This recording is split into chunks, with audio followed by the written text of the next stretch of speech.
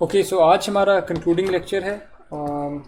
हम बस देखेंगे हमने कोर्स में क्या किया, क्या सीखा, प्रिंसिपल्स क्या हमने ज़्यादातर लर्न किए।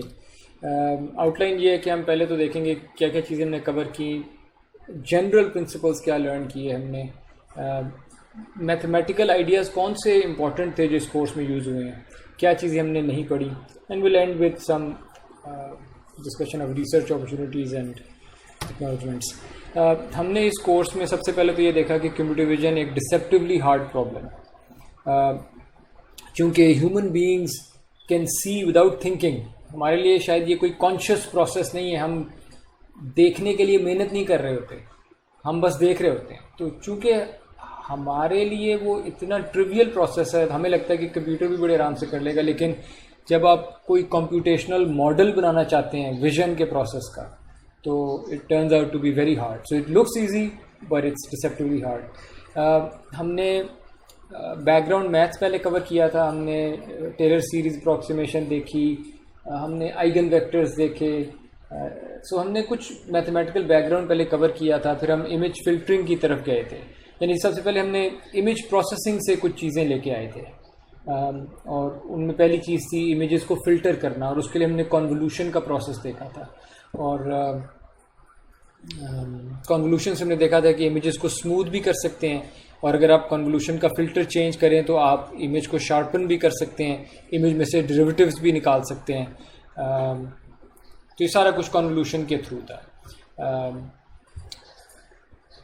डेरिवेटिव्स की अप्रॉक्सीमेशंस हमने कंप्यूट की थी यूजिंग टेलर सीरीज अप्रॉक्सीमेशन, ठीक है। और फिर हम टू डिमेंशनल कंप्यूटर विजन पे आए थे, यानी सिर्फ जो एक टू डिमेंशनल इमेज के से कुछ नतीजे अखज़ करना। This is different from image processing, क्योंकि इमेज प्रोसेसिंग में इमेज ही इनपुट होती है और इमेज ही आउटपुट हो जाती है, लेकिन कंप्यूटर विजन में आप फैसला करते हैं। आप बताते हैं कि इमेज में फ़लाँ जगह पे एज है, फ़लाँ जगह पे कॉर्नर है, फ़लाँ जगह पे लाइन है, फ़लाँ ऑब्जेक्ट इसके अंदर है, and so on. So two dimensional computer vision में हमने सबसे पहले एज डिटेक्शन पढ़ी, जिसमें हमने कैनी एज डिटेक्टर पढ़ा। फिर हमने स्ट्रक्चर टेंसर को समझा, और स्ट्रक्चर टेंसर के बहुत सारे यूजेस हैं कंप्यूटर विजन में। पहला यूज़ जो था वो कॉर्नर डिटेक्शन में था। फिर हमने लोकल इमेज डिस्क्रिप्टर्स पढ़े थे, जो कि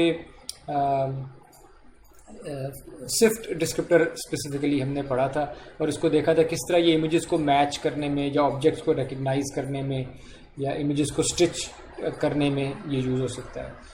फिर हमने लाइंस डिटेक्ट करने के लिए हाफ ट्रांसफॉर्मेशन पढ़ी थी, हाफ ट्रांसफॉर्म पढ़ा था। फिर हम ट्रांसफॉर्मेशंस की तरफ आए थे, यानी टू डिमेंशनल इमेजेस की ट्रांसफॉर्मेशंस, जिसमें सबसे पहले हमने होमोजेनस कोऑर्डिनेट्स पढ़े, और उसके बाद हमने दो किस्म की ट्रांसफॉर्मेशंस पढ़ी थी। One was affine transformation, one was projective transformation, जिसको होमोग्राफी भी कहते हैं। और एफाइन ट्रांसफॉर्मेशंस जो हैं ये होमोग्राफी का सबसेट था। फिर हमने ये देखा कि अगर आप दो कॉरस्पॉन्डिंग पॉइंट्स आप अगर मुझे दे दें, तो मैं किस तरह से उन पॉइंट सेट्स के बीच में जो ट्रांसफॉर्मेशन उसको एस्टिमेट कैसे कर सकते हैं। तो इस पर हमने वो डायरेक्ट लीनियर ट्रांसफॉर्म जो एल्गोरिदम था, DLT, होमोग्राफी एस्टिमेट करने के लिए, और इसी तरह एफाइन ट्रांसफॉर्मेशन एस्टिमेट करने के लिए एल्गोरिदम्स हमने देखे थे। फिर हमने देखा था कि एक इमेज, अगर मैं आपको एक इमेज दे दूं और एक ट्रांसफॉर्मेशन दे दूं, तो आप किस तरह से उस इमेज को उस ट्रांसफॉर्मेशन से वार्प कर सकते हैं to get a new image. तो वार्पिंग हमने देखी थी। इसमें हमने बाइलिनियर इंटरपोलेशन का कॉन्सेप्ट भी देखा था। फिर हमने देखा था कि अगर आपके पास जो डेटा आया है जिससे आपने कोई ट्रांसफॉर्मेशन एस्टिमेट करनी है, या ट्रांसफॉर्मेशन से भी ज़्यादा जनरल बात करते हैं, यू हैव सम डेटा जिससे आपने कोई चीज़ एस्टिमेट करनी है। अगर आपके डेटा में आउटलायर्स हैं तो आपका एस्टिमेट भी नेगेटिव एडवर्सली इफेक्ट होगा, आपका एस्टिमेट गलत निकल आएगा आउटलायर्स की वजह से। तो एक रोबस्ट तरीका चीज़ों को एस्टिमेट करने का, it's called random sample consensus, RANSAC for short.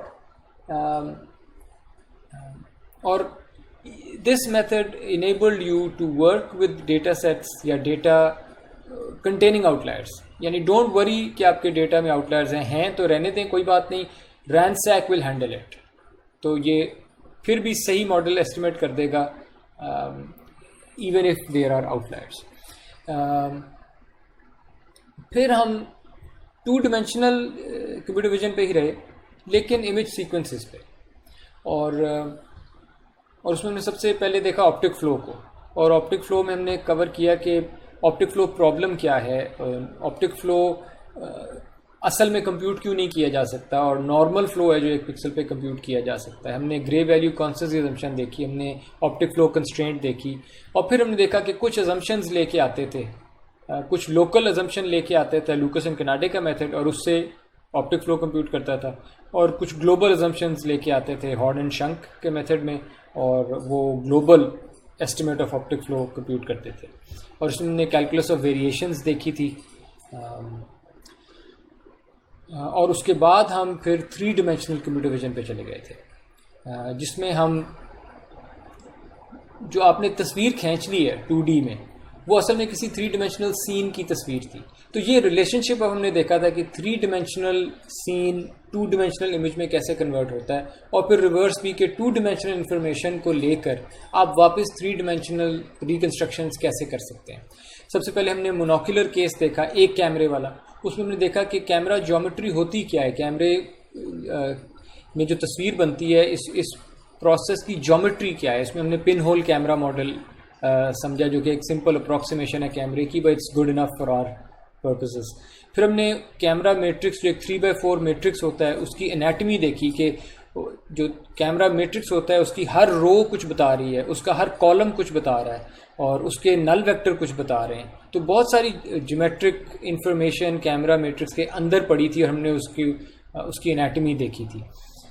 फिर हमने कैलिब्रेशन देखी कि आप एक कैलिब्रेशन ग्रिड को लेकर किस तरह से अपना कैमरा कैलिब्रेट कर सकते हैं। और कैमरा कैलिब्रेट करने का मतलब है कि उस कैमरे का वो जो 3x4 मैट्रिक्स है, कैमरा मैट्रिक्स, वो एस्टिमेट कर लिया जाए। उसके बाद हम बाइनोक्यूलर विजन पे गए, यानी दो कैमरा की जो विजन है, और 2 कैमरा, अगर एक ही सीन को 2 कैमरों से आप देख रहे हैं, तो जो 2 इमेजेस के अंदर और सीन के अंदर जो रिलेशनशिप है, वो एपिपोलर ज्योमेट्री, उस रिलेशनशिप को डिस्क्राइब करने वाली जो ज्योमेट्री थी, उसको कहते थे एपिपोलर ज्योमेट्री, और which just reduces everything to the epipolar plane and simplifies things. कि आप असल में 3D में है, लेकिन you are actually working on a plane. तो आप 3D के अंदर एक 2D प्लेन पे काम करते हैं, तो आपका काम असल में 2D में हो रहा होता है। This greatly simplifies the whole problem. और उसके बाद हमने देखा कि एपिपोलर ज्योमेट्री पढ़ने के बाद स्टीरियो रिकंस्ट्रक्शन किस तरह से इनेबल हो जाती है। कि अगर आपके पास एक कैमरे में तस्वीर है एक पॉइंट की, और दूसरे कैमरे में भी उसी पॉइंट की तस्वीर है, तो किस तरह आप वापस 3D वाला जो पॉइंट है उसको रिकंस्ट्रक्ट कर सकते हैं फ्रॉम 2 इमेजेस, और इस तरह पूरा सीन रिकंस्ट्रक्ट कर सकते हैं from 2 images. That's called stereo reconstruction. ये करने के बाद फिर हम डीप लर्निंग की तरफ आए, और हमारे आई थिंक 4 लेक्चर हमने डीप लर्निंग पे लगाए। हमने सबसे पहले बैकग्राउंड कवर किया, और उसमें 2 लेक्चर हमने यूज़ किए। So it was a pretty concise introduction to machine learning and deep learning, और जो उसके मेजर इश्यूज़ हैं, ओवरफिटिंग, रेगुलराइजेशन, ये भी हमने कवर किया। न्यूरल नेटवर्क्स कवर किए, उनके gradients, so error function, loss functions हमने किए, क्लासिफिकेशन के अलहदा, रिग्रेशन के अलहदा, तो ये सारा कुछ हमने देखा था। और हमने ये भी देखा कि in modern deep learning frameworks you don't really need to worry about the minimization. जो मिनिमाइजेशन का प्रोसेस है, ऑप्टिमल पैरामीटर्स उसके निकालना मॉडल के, वो modern deep learning libraries handle कर लेती हैं, इसलिए हमने वो पार्ट स्किप कर दिया। हमने ये नहीं सीखा कि कैसे करती हैं, ठीक है। फिर हमने कन्वोल्यूशनल न्यूरल नेटवर्क्स पढ़े, क्योंकि इमेजेस पे काम करने के लिए convolutional neural networks are just naturally suited. ये इनफैक्ट शायद डेवलप ही इसलिए हुए थे क्योंकि इमेजेस पे लोग काम कर रहे थे। और फिर हमने कन्वोल्यूशनल न्यूरल नेटवर्क्स की कुछ एक्सटेंशंस भी देखी थी और वेरिएशंस भी देखी थी। हमने 1 by 1 कन्वोल्यूशन का कॉन्सेप्ट देखा, हमने अनपूलिंग देखी, हमने ट्रांसपोज कॉन्वोल्यूशन देखी, सो काफ़ी सारी वेरिएशंस भी इसकी हमने यहाँ पे देखी। और फिर हमने एंड किया, आखिरी जो लेक्चर था वो मास्क RCNN में था, जो कि एक CNN based state of the art deep learning model था, जो कंप्यूटर विजन की मल्टीपल प्रॉब्लम्स को सॉल्व करता था एक ही फ्रेमवर्क में। ये ऑब्जेक्ट डिटेक्शन भी करता था, ये ऑब्जेक्ट्स की क्लासिफिकेशन भी करता था, और ये ऑब्जेक्ट्स की सेगमेंटेशन भी करता था। क्लासिफिकेशन, डिटेक्शन और सेगमेंटेशन, ये कंप्यूटर विजन के 3 मेजर एरियाज थे। मेजर एरियाज हमने इस कोर्स में, चलें आगे जाके बात करेंगे हमने कोर्स में क्या नहीं कवर किया, लेकिन जो चीज़ें हमने नहीं कवर की ना, वो ये मास्क RCNN हैंडल कर लेता है। सो इवन दो एक्सप्लिसिटली मैंने कुछ चीज़ें कोर्स में कवर नहीं की, लेकिन हमने ये देख लिया कि डीप लर्निंग ने किस तरह से मल्टीपल प्रॉब्लम्स को एक ही मॉडल के अंदर सॉल्व करके दिखा दिया। तो इस पर बात करेंगे थोड़ी सी बात। और शायद जो थ्योरी के लेक्चर्स थे उनसे ज़्यादा यूज़फुल या उनसे ज़्यादा ज़रूरी जो आपने चीज़ें की हैं वो ये रेसिटेशंस थी। सो मेरे लेक्चर से ज़्यादा ज़रूरी टीए के साथ जो आपने रेसिटेशंस किए हैं वो थे। हमने पाइथन की बेसिक से शुरू किया, नमपाई उसमें आपको सिखाई गई, आपको ओपन सीवी की इंट्रोडक्शन दी गई, आपने इमेज फिल्टरिंग की, आपने एज डिटेक्शन की, आपने वीडियो पे प्रोसेस करना सीखा, आपने कॉन्टोर्स डिटेक्ट किए, कॉर्नर डिटेक्शन आपने प्रैक्टिकली की, इमेजेस के हिस्टोग्राम इक्वलाइजेशन करना, इमेजेस को थ्रेशोल्ड करना, सिफ्ट डिस्क्रिप्टर्स कंप्यूट करना, लाइंस डिटेक्ट करना, सर्कल्स डिटेक्ट करना हफ ट्रांसफॉर्म के थ्रू, या इमेजेस को ट्रांसफॉर्म करना, ऑब्जेक्ट्स को ट्रैक करना, इमेजेस को स्टिच कर लेना सिफ्ट डिस्क्रिप्टर्स के थ्रू फॉर एग्जांपल। और फिर हम ऑप्टिक फ़्लो आपने देखा, मोशन एस्टिमेशन करके देखी, आपने ट्रैक किया चीज़ों को ऑप्टिक फ़्लो के थ्रू, आपने कैमरा को कैलिब्रेट करने का प्रोसेस प्रैक्टिकली पूरा किया रेसिटेशंस के टेस्ट से, जिनमें आपने ये सारी चीज़ें खुद भी की हैं। आपने एक वीडियो के अंदर एक ऑब्जेक्ट को दूसरे ऑब्जेक्ट से रिप्लेस करना सीखा, आपने ऑगमेंटेड रियलिटी भी एक किसी हद तक की, जिसमें आपने कैलिब्रेशन ग्रिड के ऊपर एक कोई क्यूब या कोई प्रिज्म या पिरामिड ड्रॉ किया। तो ये सारे काम आपने प्रैक्टिकली किए हुए हैं, ठीक है।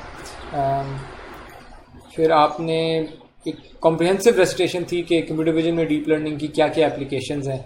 और फिर आपने, and this was really important, जो आपकी आखिरी रेसिटेशन थी जिसमें आपने मास्क RCNN अपने डेटा पे ट्रेन किया और आपने एनोटेशन के प्रोसेस से भी गुजरे, और उस प्रोसेस की जो फ्रस्ट्रेशंस थी, आई एम ग्लैड कि आप उस फ्रस्ट्रेशन से भी गुजरे हैं। कि मसलन आपने एनोटेट किया, एनोटेट करके सेव जब करने की बारी आई तो सेव ही नहीं हुआ, एंड यू रियलाइज कि यार इतना सारा डोंकी वर्ड का मुझे दोबारा करना पड़ेगा क्या। And that's what happens in real problems. तो अच्छा है कि आप इस सारे प्रोसेस से गुजरे, ये बड़ा ज़रूरी था to get your hands dirty. So I hope that the recitations have enabled you to get your hands dirty with all of these problems. उससे कॉन्फिडेंस आता है एक। जनरल प्रिंसिपल्स जो इस कोर्स के थे ना, वो एक प्रिंसिपल तो ये है कि you should always be ready for a decision. ये मैं आपको नहीं कह रहा, ये मैं आपके प्रोग्राम को कह रहा हूँ कि आपका प्रोग्राम हमेशा इंफॉर्मेशन इस तरह से उसको रखनी चाहिए कि अगर डिसीजन लेना पड़े तो वो ले सके, लेकिन डिसीजन ले मत। You should delay the decision as much as possible. इसकी मैं स्पेसिफिक एग्जांपल देता हूँ। सो पॉइंट नंबर 1 और 2 को अगर मैं एक्सप्लेन करूँ, कैनी एज डिटेक्शन हमने किया, और कैनी एज डिटेक्टर में हमने इमेज के जो ग्रेडियंट वेक्टर था वो कंप्यूट किया था, और उस ग्रेडियंट वेक्टर से आप हर पिक्सल पे मैग्नीट्यूड भी कंप्यूट कर सकते थे ग्रेडियंट का, और एंगल भी कंप्यूट कर सकते थे, थीटा कह देता हूँ। सो हर पिक्सल पे आपके पास मैग्नीट्यूड भी था और एंगल भी था। देखा जाए तो अगर आप मैग्नीट्यूड को थ्रेशोल्ड कर दें तो आपके पास एजेस आ जाएंगी, and this was the naive edge detector. लेकिन आप जैसे ही मैग्नीट्यूड को एक दफ़ा थ्रेशोल्ड कर देंगे ना, तो आपने फैसला कर दिया। ये मेरा मतलब है जब मैं कहता हूँ डिसीजन। ये हार्ड डिसीजन है, हार्ड डिसीजन कि आपने थ्रेशोल्ड कर दिया है। अब जो थ्रेशोल्ड से बड़े पिक्सल्स हैं वो एज पिक्सल्स हैं, जो नहीं है वो नहीं है एज पिक्सल्स। कैनी एज डिटेक्टर में आपने देखा होगा कि आप मैग्नीट्यूड को थ्रेशोल्ड एकदम नहीं करते थे, आप पहले नॉन मैक्सिमा सप्रेशन लगाते थे, आप उसके बाद हिस्टेरिसिस थ्रेशोल्डिंग करते थे कि जो वीक एजेस हैं अगर स्ट्रॉन्ग एज के पास है तो वो भी आ जाए, और बिल्कुल एंड पे और ये हिस्टेरिसिस थ्रेशोल्डिंग भी लास्ट प्रोसेस होता था आपका, यानी जहाँ थ्रेशोल्ड किया, थ्रेशोल्ड का मतलब है फैसला होने लगा। So threshold was the last process and even there it was a double thresholding कि आपने अपने फैसलों को हार्ड होने से you avoided hard decisions as much as possible, और जब हार्ड डिसीजन आया भी उस हार्ड डिसीजन को भी सॉफ्ट सा कर दिया, सॉफ्ट इन द सेंस कि वो हिस्टेरिसिस थ्रेशोल्डिंग, वो डबल थ्रेशोल्डिंग कर दिया आपने। सो कंप्यूटर विजन जो कि इसेंशली एक डिसीजन प्रॉब्लम है, आपने बताना होता है फलां चीज़ है या नहीं है तो कहाँ पे। डिसीजन प्रॉब्लम के लिए अगर जनरल प्रिंसिपल हम लर्न करें कोर्स से तो बेहतर है कि आप इंफॉर्मेशन अपने साथ कैरी करते रहें, यानी point number 1, always be ready for a decision but delay the decision as much as possible, ताकि जितनी इंफॉर्मेशन आप ला सकें वो सारी इंफॉर्मेशन आपके पास हो, फिर डिसीजन ले लें तो बेहतर है। So this applies to computer vision, but I don't know, maybe this applies to life in general as well, यानी delay hard decisions but always be ready for a decision. ऐसा नहीं है कि आपके पास नॉलेज होना ही नहीं चाहिए, always be ready, लेना पड़े तो क्रिस्प फॉरन 1 सेकंड में डिसीजन ले सकें, ठीक है। ओके, फिर हमने ये नॉन मैक्सिमा सप्रेशन वाला भी ये काम किया था। इससे हम हमेशा अपनी कंप्यूटेशन रिड्यूस कर देते थे कि जहाँ भी सही आंसर आता था ना, उस सही आंसर के इर्द गिर्द और भी प्रिटेंडर्स, पोजर्स, फेक आंसर्स आ जाते थे। जहाँ भी अच्छी चीज़ होती थी उसके इर्द गिर्द कुछ नकली चीज़ें भी होती थी, और अगर आपने असली आंसर तक पहुँचना था तो इट्स इम्पॉर्टेंट कि आप ये नकली फेक चीज़ों को फिल्टर आउट कर सकें। उससे आपका मेहनत भी कम हो जाती है और रिजल्ट्स भी आपके बेहतर हो जाते हैं। ये हमने नॉन मैक्सिमम सप्रेशन कई जगह पे की। ये हमने नॉन मैक्सिमम सप्रेशन कॉर्नर्स की बारी भी की, हमने नॉन मैक्सिमम सप्रेशन कैनी एज डिटेक्शन की बारी भी की, और मैंने लास्ट लेक्चर में एक्चुअली बताया नहीं, लेकिन इवन मास्क और CNN में भी जब आपके पास रीजन प्रपोजल्स आते थे कि यहाँ पे पोटेंशियली ऑब्जेक्ट हो सकता है, वो भी जहाँ एक जगह कहते हैं ना कि यहाँ ऑब्जेक्ट हो सकता है, उसके इर्द गिर्द भी बहुत सारी विंडोज़ दे देता है, यहाँ पे ऑब्जेक्ट हो सकता है, ऑब्जेक्ट हो सकता है, तो उनमें से भी आप बेस्ट वाली उठा लेते हैं, तो इट रिड्यूसेस योर लोड, ठीक है। सो नॉन मैक्सिमम सप्रेशन का आइडिया अच्छा था। नॉन मैक्सिमम सप्रेशन शायद हमने हफ ट्रांसफॉर्म में भी की थी, तो it's a good thing to have. फिर हमने ये भी देखा कि ज्योमेट्री को आप यूज़ करके ना अपने सॉल्यूशंस को सिंप्लीफाई कर सकते हैं, और उसकी प्राइम एग्जांपल थी एपिपोलर ज्योमेट्री। और एपिपोलर ज्योमेट्री में जो कॉरस्पॉन्डिंग पॉइंट की सर्च थी सेकंड इमेज में, वो एपिपोलर लाइन के ऊपर लाए थे हम। उस एपिपोलर लाइन को ढूंढने के लिए आपने ज्योमेट्री यूज़ की थी, जिसको एपिपोलर ज्योमेट्री कहते हैं। लेकिन वंस आपके पास लाइन आ गई तो आपकी कंप्यूटेशन भी रिड्यूस हो गई थी और रिजल्ट्स भी इंप्रूव हो जाते थे, ठीक है। 2 डिमेंशनल सर्च को आपने 1D सर्च में कन्वर्ट कर दिया था। वी हैव ऑल्सो लर्न कि deep learning is taking over computer vision, इसलिए if you want to use computer, if you want to stay in computer vision, if you want to be a practitioner of computer vision, you have to become experts of both existing computer vision frameworks and deep learning frameworks. So जो computer vision का framework हमने use किया वो OpenCV था for example, और भी कल और आ जाएंगे, परसों और आ जाएंगे।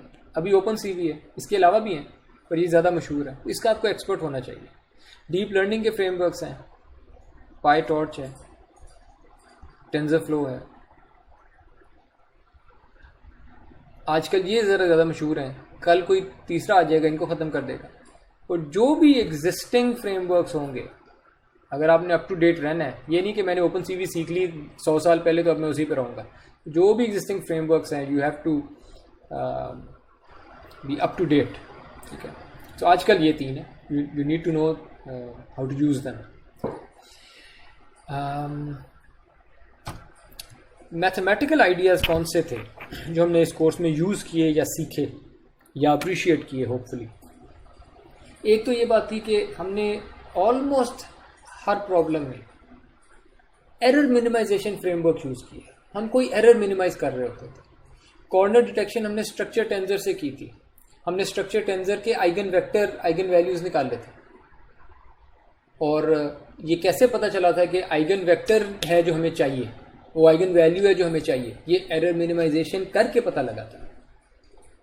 ठीक है, हमने एक एरर फंक्शन बनाया था, उसको मिनिमाइज किया तो पता लगा कि जो ऑप्टिमल चीज़ हमें चाहिए इस एरर को मिनिमाइज करने के लिए वो स्ट्रक्चर टेंसर का आइगन वेक्टर है. तो we learn all this through an error minimization framework. जब हमने एफाइन और प्रोजेक्टिव ट्रांसफॉर्मेशंस लगाई थी, तो प्रोजेक्टिव ट्रांसफॉर्मेशन के लिए for example DLT direct linear transform, वो भी एक एरर मिनिमाइजेशन फ्रेमवर्क था सारे का सारा. जब हमने ऑप्टिक फ्लो निकाला था, लूकस कनाडे का लोकल मेथड,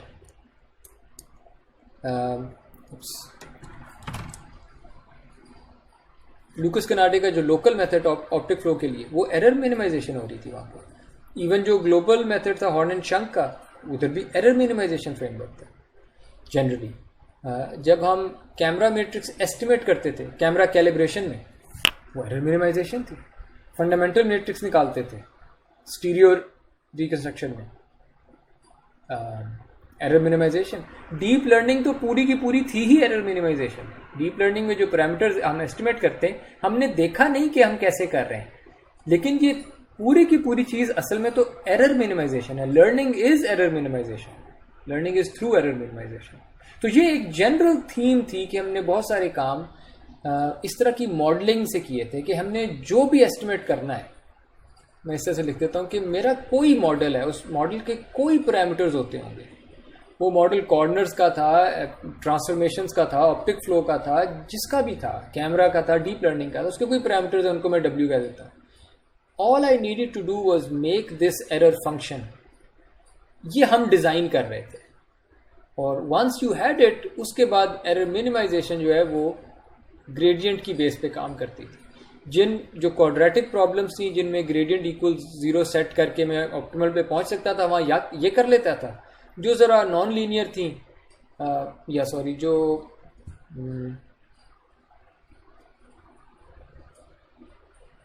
क्या कहेंगे, नॉन कॉन्वेक्स प्रॉब्लम्स थी, उनमें हम ग्रेडियंट डिसेंट ले आते थे कि इस तरह ग्रेडियंट वेक्टर को यूज़ कर लेते थे और बेहतर से बेहतर W पे. चलो मैं लिख देता हूँ W new equals W old minus. So gradient descent ले आते थे. All of this was in an error minimization framework.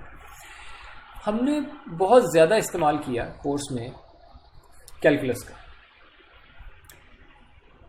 Derivative तो है ही कैलकुलस, और हमारी हर चीज़ डेरिवेटिव से निकली थी. As detection derivatives, optic flow में डेरिवेटिव्स, हर चीज़ में डेरिवेटिव्स से हमारा. मिनिमाइजेशन, ये ग्रेडियंट इक्वल 0 वाली बात, ये कैलकुलस से आ रही है. दिस इज कैलकुलस कि ग्रेडियंट वहाँ पे 0 होगा जहाँ मिनिमम पॉइंट होगा और इवन मैक्सिमम भी. कॉन्वोल्यूशन का जो ऑपरेशन है, ये असल में अगर हमने शायद डिस्क्रीट कॉन्वोल्यूशन, हमने यूज़ तो डिस्क्रीट कॉन्वोल्यूशन की है, लेकिन कॉन्वोल्यूशन असल में अगर इसके असल प्रिंसिपल आपने समझना है वो तो कंटिन्यूअस केस में है. और कंटिन्यूअस केस में जो कॉन्वोल्यूशन है वो तो सारी वो calculus, it's just pure calculus. ये जो कॉन्वोल्यूशन की डेफिनेशन है ये कैलकुलस है. ठीक, हमने डिफरेंशियल इक्वेशंस यूज़ की, हमने कैलकुलस ऑफ वेरिएशंस यूज़ किया, हमने जो हॉर्न एंड शंक मेथड था उसमें ऑयलर लैग्रांज इक्वेशंस हमने देखी थी. ये डिफरेंशियल इक्वेशंस थी. ठीक है, हमने उस वक्त इस तरह मेंशन नहीं किया, लेकिन if you think about it, you were using differential equations.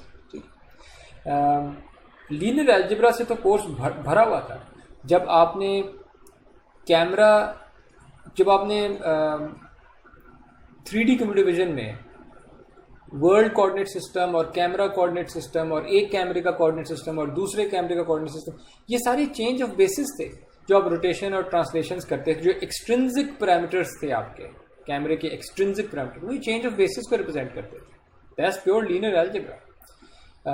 आपने जो ट्रांसफॉर्मेशंस की हैं, 3D rotation, 2D rotation, sharing, scaling, translation, ये सब लीनियर अलजेब्रा से हमने किया है। ट्रांसलेशन एक्चुअली लीनियर नहीं लेकिन होमोजेनस स्पेस में हो गई थी। सो ये सारी ट्रांसफॉर्मेशंस, ये मैट्रिसेस के साथ काम करना, वेक्टर्स के साथ काम करना, इट्स ऑल लीनियर अलजेब्रा। और लीनियर अलजेब्रा से सबसे ज़्यादा इंपॉर्टेंट चीज़ थी वो ये आइगन वेक्टर्स थी। और इवन मैट्रिसेस और मैट्रिसेस के इन्वर्सेस और सूडो इन्वर्स, ये सब कुछ हमने यूज़ किए, ये सब लीनियर अलजेब्रा से आ रहा है।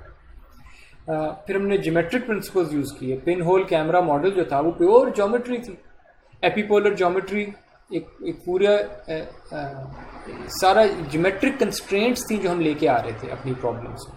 ठीक है, हमने न्यूमेरिकल मेथड्स काफ़ी यूज़ किए हैं। उस वक्त शायद मेंशन इस तरह से ना किया हो कि ये न्यूमेरिकल मेथड हैं, पर जब हमने टेलर सीरीज अप्रॉक्सीमेशन लगाई, जब हमने derivatives, finite difference, central difference, forward difference, backward difference, इस तरह से जब अप्रॉक्सीमेट किए थे डेरिवेटिव्स, तो ये न्यूमेरिकल अप्रॉक्सीमेशन थे, न्यूमेरिकल मेथड्स थे। ठीक है, बाइलिनियर इंटरपोलेशन जब हम करते हैं, जब हम लीस्ट स्क्वेयर्स सॉल्यूशंस लेके आते थे एरर मिनिमाइज करके, लीस्ट स्क्वेयर्स अप्रॉक्सीमेशंस, सब न्यूमेरिकल मेथड्स के अंदर आ जाते हैं। तो ये जो बोर्ड में मैंने एरियाज लिखे हुए हैं ना, ये in themselves are proper fields in mathematics, major fields in mathematics. तो अगर आपको ये चीज़ें, let's say if you are interested in computer vision और आपको इनमें से कुछ चीज़ें अपील ज़्यादा करती हैं, go ahead and learn about these things. हो सकता है आपका इन चीज़ों में ज़्यादा इंटरेस्ट डेवलप हो जाए और आप कंप्यूटर विजन छोड़ के ये वाले काम करने लग जाएं। तो follow your interest to some extent, if you like them, तो ये पूरे एरियाज हैं, आप इनको और एक्सप्लोर कर सकते हैं। हमने क्या चीज़ें नहीं कवर की, हमने ऑप्टिकल कैरेक्टर रिकग्निशन नहीं कवर किया। ये है तो कंप्यूटर विजन प्रॉब्लम है कि आपके पास एक इमेज आई है, उसमें कोई कैरेक्टर्स लिखे हुए हैं और आपने रिकग्नाइज करने हैं, ये डिसीजन लेना है ना, इमेज से इन्फर करना है क्या लिखा हुआ है।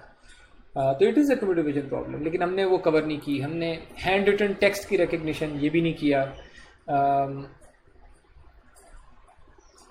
विच इज़ अ पिटी कि हमने नहीं किया, क्योंकि कंप्यूटर विजन स्पेशली जो हमने कोर्स एंड किया था वो डीप लर्निंग पे किया था, और डीप लर्निंग में CNN यूज़ किए थे। CNN का मेजर पुश जो CNN को मिला था ना, वो असल में ये OCR प्रॉब्लम पे ही था। हैंड रिटन टेक्स्ट वाली प्रॉब्लम की वजह से CNN डेवलप हुए थे, और भी वजह होंगी, लेकिन one of the major reasons for the development of CNNs was this hand written text recognition problem. तो बहरहाल वो हमने नहीं की, लेकिन हमारे ग्रुप में इस पे काम होता है। ऑब्जेक्ट ट्रैकिंग एक ऐसी चीज़ है जो बिल्कुल, उसको आपने रेसिटेशंस में प्रैक्टिकली तो कुछ देखा होगा, लेकिन उसकी थ्योरी हमने बिल्कुल कवर नहीं। काल्मन फिल्टरिंग, हिडन मार्कov मॉडल्स, अब ये पूरा एक एरिया है वो हमने बिल्कुल छोड़ दिया। ऑब्जेक्ट ट्रैकिंग को बिल्कुल भी नहीं छेड़ा, इवन डीप लर्निंग के थ्रू भी इसको नहीं छेड़ा हमने थ्योरेटिकली। ठीक है, रेसिटेशंस में आपने किसी हद तक किसी किस्म की ऑब्जेक्ट ट्रैकिंग की है, पर वो अभी वो प्रॉपर वाली हम ट्रैकिंग पे नहीं गए। तो यू शुड नो कि आपने ऑब्जेक्ट ट्रैकिंग मिस की हुई है इस कोर्स में।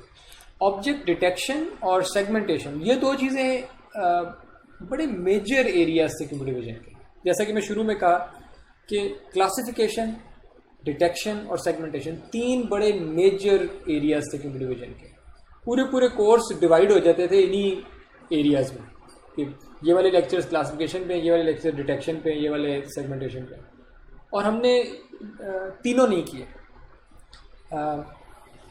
और उसकी एक वजह ये थी कि field, in my opinion, computer vision की फील्ड एक फ्लक्स में थी because of deep learning. For example because of mask R CNN, कि जब मास्क आर CNN तीनों प्रॉब्लम्स एक ही फ्रेमवर्क में इतने अच्छे तरीके से सॉल्व कर देता है, तो क्या आपको ट्रेडिशनल चीज़ें सीखनी चाहिए? ठीक है, मेरा आंसर है कि ट्रेडिशनल चीज़ें आपको सीखनी चाहिए, क्योंकि देयर आर ऑलवेज इनसाइट्स। ठीक है, लेकिन एक कोर्स में आप क्या क्या डाल सकते हैं कि वो इनसाइट्स के लिए पुराना भी सीखें और डीप लर्निंग भी सीखें, तो कोई ना कोई हमने, we have to make a choice, तो मैं डीप लर्निंग की तरफ चला गया। But there are insights to be gained अगर आप ऑब्जेक्ट डिटेक्शन और सेगमेंटेशन की ट्रेडिशनल काम पढ़ेंगे, वो बड़े मैथमेटिकली साउंड, बड़े अच्छे काम हैं। सो ये कुछ चीज़ें थी जो फ़िलहाल मेरे जहन में है कि हमने नहीं की. There are of course other areas as well जो हमने नहीं कवर किए इसमें. ये काफ़ी बेसिक कोर्स था, इंट्रोडक्टरी कोर्स था. किसी भी चीज़ के कोई बहुत एडवांस था, हम एडवांस लेवल पे कोई भी टॉपिक हमने कवर नहीं किया, सारा कुछ बेसिक था. सो आई होप कि जो कोर्स है ना, it has introduced you to a variety of methods in computer vision and even some problems. और प्रॉब्लम्स तो आप नई से नई लेके आएंगे, और सारा मज़ा ये है कि जब आप नई प्रॉब्लम लेके आते हैं और उस पर काम करते हैं.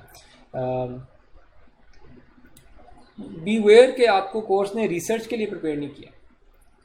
रिसर्च तो एक बहुत ही फ़र्क गेम है, और and I don't know if there is anything that truly prepares you for research.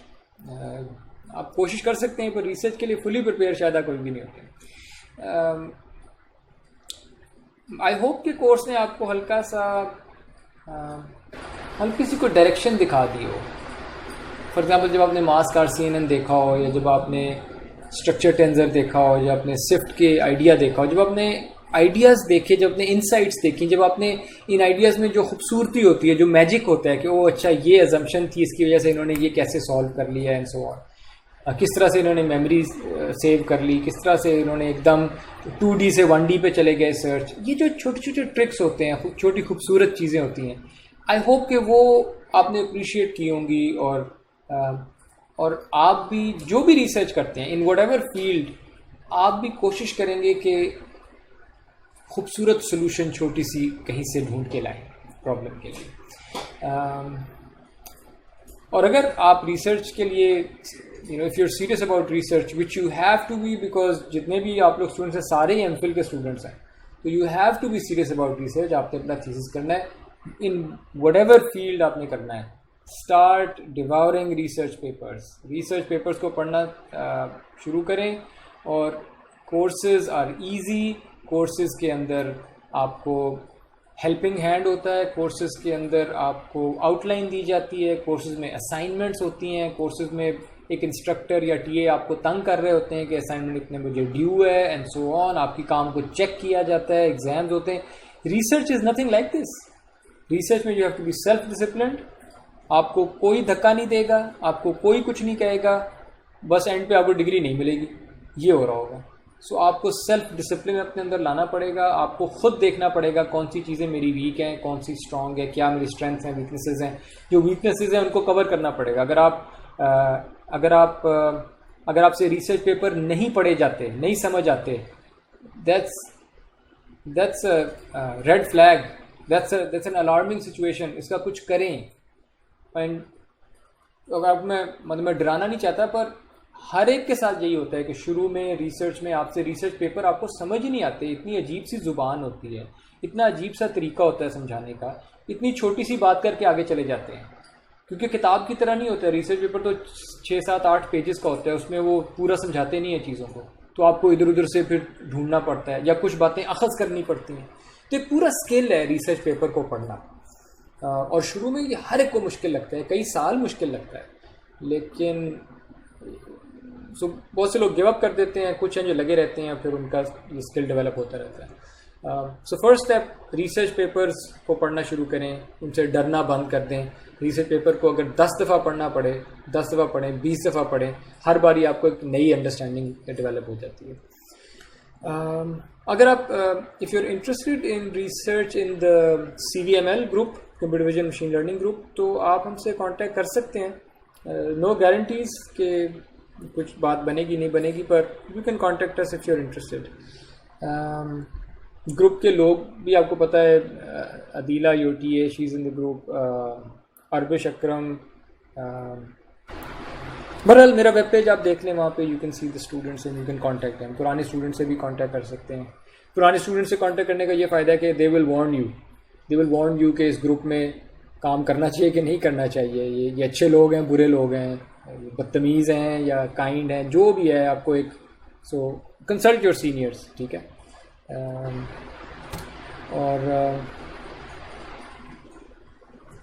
और एट द एंड मैं आप लोगों का बहुत शुक्रिया अदा करना चाहूँगा कि आप लोग you stuck through the whole course.